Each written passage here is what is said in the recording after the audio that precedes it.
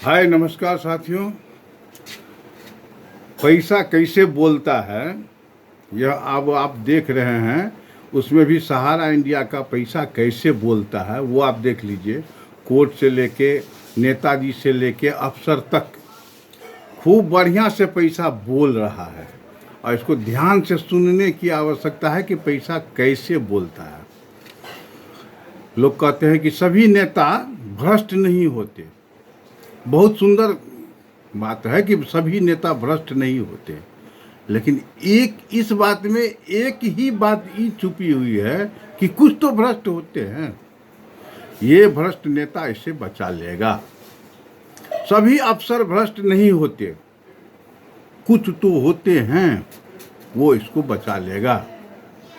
सभी जज भ्रष्ट नहीं होते, बढ़िया बात है, होना भी नहीं चाहिए। कुछ तो होते हैं, वही उसको बचा लेगा।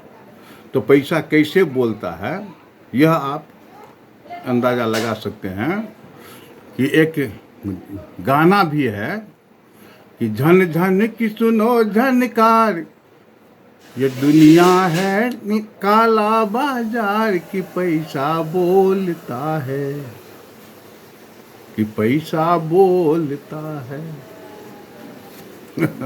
आप कहेंगे कि मैं गायक भी बन गया। फिल्म का नाम सुनिएगा तो और आश्चर्य होगा। वैसे सबको पता ही होगा कि फिल्म का नाम है काला बाजार। कादर खान और ये क्या नाम है इसका, जॉनी लीवर, ये दोनों मिलकर इस गाना को फिल्माया है कि पैसा बोलता है। तो आज यह दिख रहा है कि पैसा बोलता है और वास्तव में बोलता है। अब आगे कुछ वास्तविक बातें ये करनी है कि केवल जांच में हम लोग फेसबुक और ट्विटर, व्हाट्सएप पर नहीं, फेसबुक और ट्विटर पर एक अभियान चला दें। हालांकि कुछ माह से देख रहे हैं, 1 माह से लगभग अभियान चला हुआ है कि लिखना, और उसमें 2 बातें अवश्य लिखिए। एक बात ये है कि 1600 एकड़ जमीन खरीदी गई, वह जमीन कहाँ है? 1600 एकड़ जमीन कहाँ है? जो टाउनशिप एरिया तैयार करने के लिए 1600 शहरों में खरीदा गया 101 एकड़ करके, तो 1600 एकड़ से अधिक जमीन कहाँ है? दूसरा अभियान चलाइए कि ऑफिस वर्करों का पीएफ तो जमा हो गया, फील्ड वर्करों का भी उसी के अगेंस्ट में पैसा काटता था, जिसका नाम पीएफ रखे कि एसएफ रखे कि एमएफ रखे कि एनएफ रखे कि जेडएफ रखे, तो काटा इसीलिए गया था कि इसको पीएफ के रूप में वापस होगा। वो पैसा कहाँ है? आप इन दोनों बातों पर एक युद्ध छेड़िए, एक अभियान छेड़िए, तो ही आपको कुछ लाभ मिलेगा।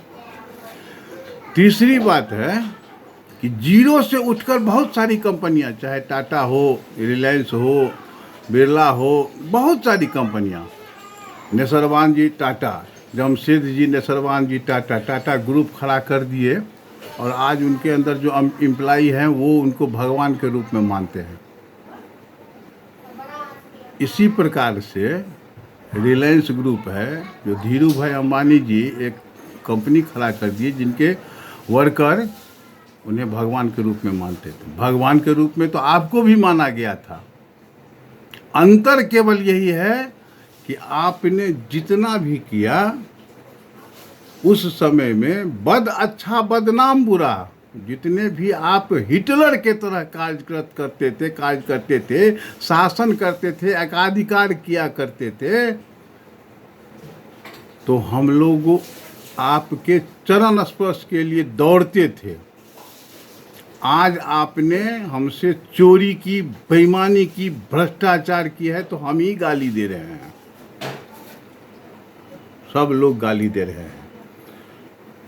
सुभाष चंद्र बोस नेताजी, उनकी एक पुत्री है अनीता बोस, अगर वो अभी भी रोड पर निकल आती है कभी कभार, तो लोग उन्हें चरण स्पर्श करने के लिए दौड़ते हैं, यह सोचकर कि मैंने नेताजी का चरण स्पर्श किया।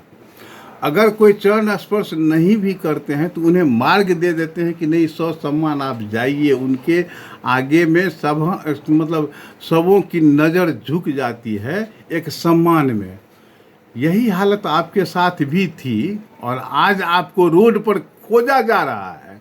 उनको रोड पर सम्मान के साथ आगे का मार्ग दिया जा रहा है और आपको रोड पर खोजा जा रहा है।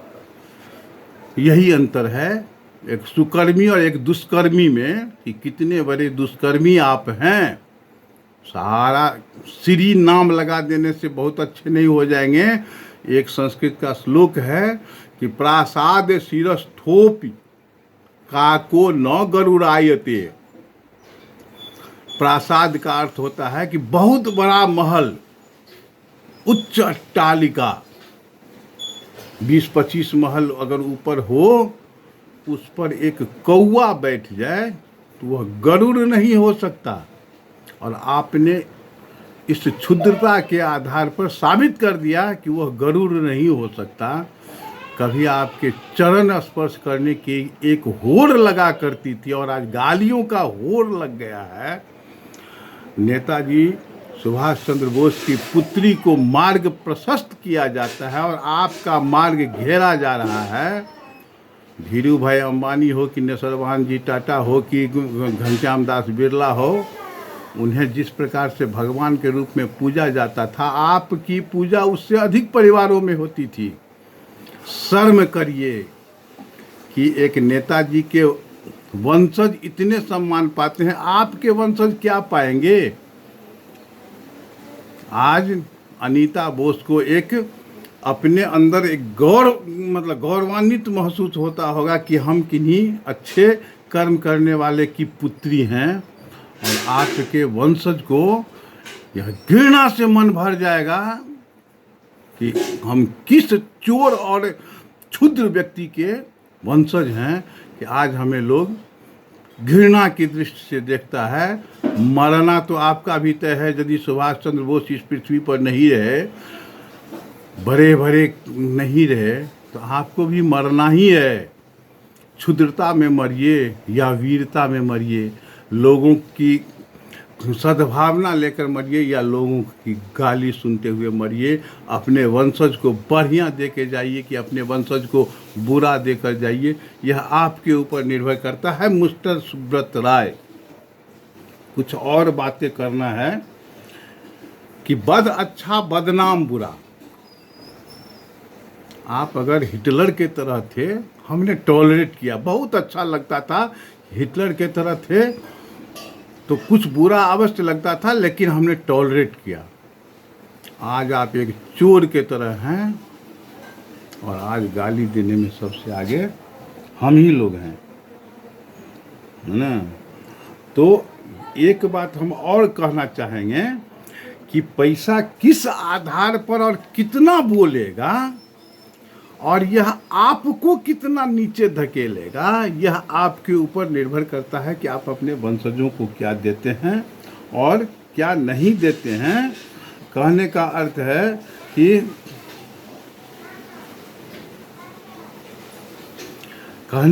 है कि जाना आपको भी है, जाना मुझे भी है। मेरे भी वंशज नहीं रहेंगे, आपके भी वंशज नहीं रहेंगे।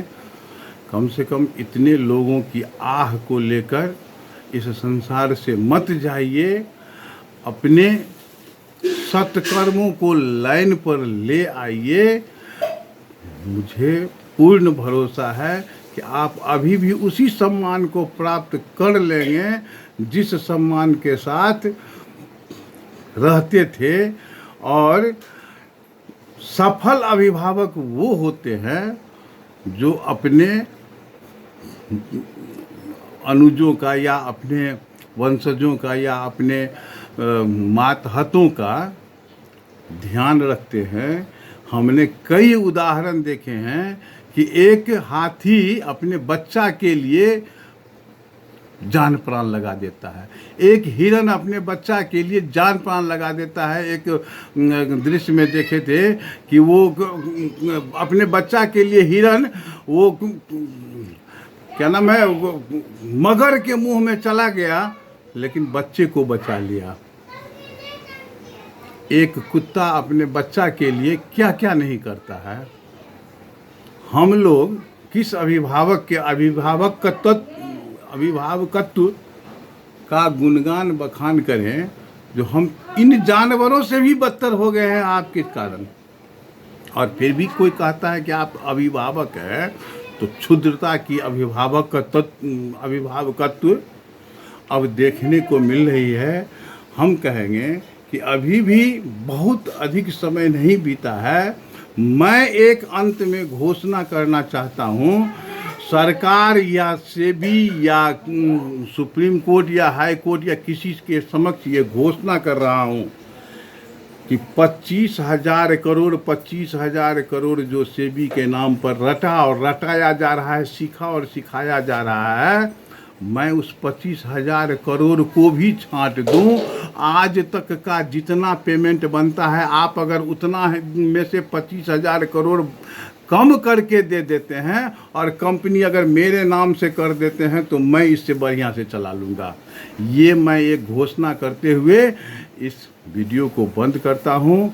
बहुत बहुत धन्यवाद। जय हिंद, जय भारत, वंदे मातरम।